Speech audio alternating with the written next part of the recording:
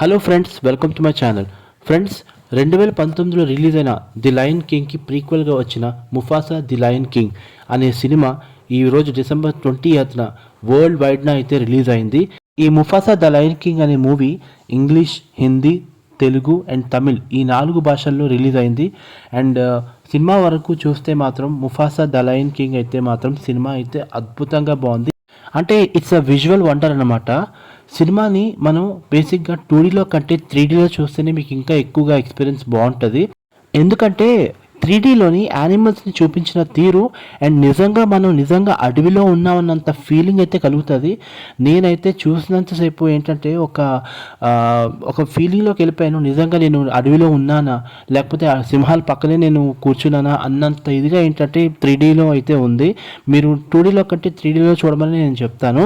And cinema వరకు చూస్తే ఇందులో ముఫాసా అనే క్యారెక్టర్కి మహేష్ బాబు వాయిస్ ఓవర్ ఇచ్చారు. అలాగే టాకా అలియాస్ స్కార్కి వాయిస్ ఓవర్ ఇచ్చింది సత్యదేవ్. అండ్ మీకు టిమోన్ పుంబా గురించి మీకు తెలిసిందే, అందులో Brahmanandam and Aligarh voice over ఇచ్చారు. అండ్ వీళ్ళిద్దరు కామెడీ అయితే మాత్రం అదిరిపోతుంది. అండ్ ఈ ముఫాసా ద లయన్ కింగ్ స్టోరీలోకి వెళ్తే సింబాకి ఒక కొడుకు ఉంటాడు. 2019లోనే మనకి చూపిస్తాడు కదా కొడుకు పుట్టినట్టు. సో ఆ కొడుక్కి ఏంటంటే వాళ్ళ తాతయ్య గురించి తెలుసుకోవాలనే కుతూహలం ఎక్కువ ఉంటుంది అనమాట. నాకు తాతయ్యలా నేను మళ్ళీ ఉండాలి, తాతయ్యలాగే నేను ఉండాలని చెప్పి అతను కోరుకుంటాడు ముఫాసా లాగా. సో ఈ క్రమంలో ఏంటంటే ముఫాసా స్టోరీ గురించి చెప్తారు సింబాకి. అప్పుడు చెప్పినట్టు స్టార్ట్ అవుతుంది అనమాట. సో మూవీ స్టార్ట్ అయినప్పుడు కొద్దిసేపటి తర్వాత ఒక పెద్ద విపత్తు వస్తుంది. ఒక ఫ్లడ్స్ లాగా వస్తాయి అనమాట. అంటే అన్ని జంతువులు అక్కడ ఆడుకుంటుంటే సడన్గా ఒక ఫ్లడ్స్ వస్తుంది. ఆ ఫ్లడ్స్లో ఏంటంటే ముఫాసా అంటే చిన్నపిల్లడుగా ఉన్న ముఫాసా తప్పిపోయి ఒక రాజ్యంలోకి వెళ్ళిపోతారు.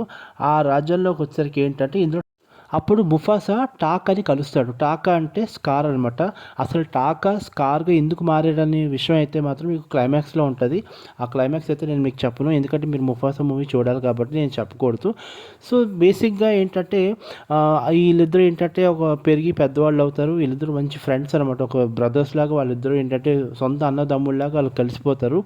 అండ్ ఈ ముఫాసా కూడా ఏంటంటే ఇంకా ఆ రాజ్యంలో కలిసిపోతాడనమాట. కలిసిపోయిన తర్వాత వీళ్ళకి ఒక ఫాదర్ ఉంటాడు. ఎవరు స్కార్కి ఒక ఫాదర్ ఉంటాడు. కానీ ఆ ఫాదర్కి ఏంటంటే వీడిని అసలు చేరదీయడు అనమాట. ఎందుకంటే వీడు బయటోడు తెగ కాబట్టి వాళ్ళని మేము మా ఫ్యామిలీలో చేర్చుకోము. ఎందుకంటే వాడు నా బ్లడ్ గ్రూప్ కాదు కాబట్టి, నా సొంత బ్లడ్ కాదు కాబట్టి మాకు అవసరం లేదని చెప్పి ఒక ఈర్ష్యతో ఉంటాడు. అలాగే ఒక చిరాకుతో ఉంటాడు.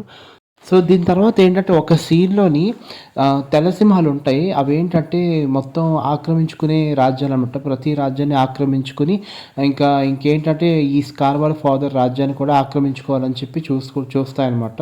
సో ఆ క్రమంలో దీని తర్వాత ఏం జరిగింది, ముఫాసా చైల్డిష్గా చిన్నపిల్లడుగా ఉన్న ముఫాసా రాజులు అయ్యాడు, అసలు టాకా స్కార్లో ఎందుకు మారాడు, ఇవన్నీ ఏంటంటే సినిమాలో ఉంటాయి. సినిమా ఎలిమెంట్స్ అయితే మాత్రం చాలా చాలా బాగున్నాయి.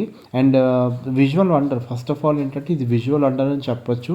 మీరైతే సినిమాని ఖచ్చితంగా చూడండి, మిస్ అవ్వకుండా చూడండి. సో మర్చిపోకుండా చూడండి. ఓకేనా? Thanks for watching. బాయ్.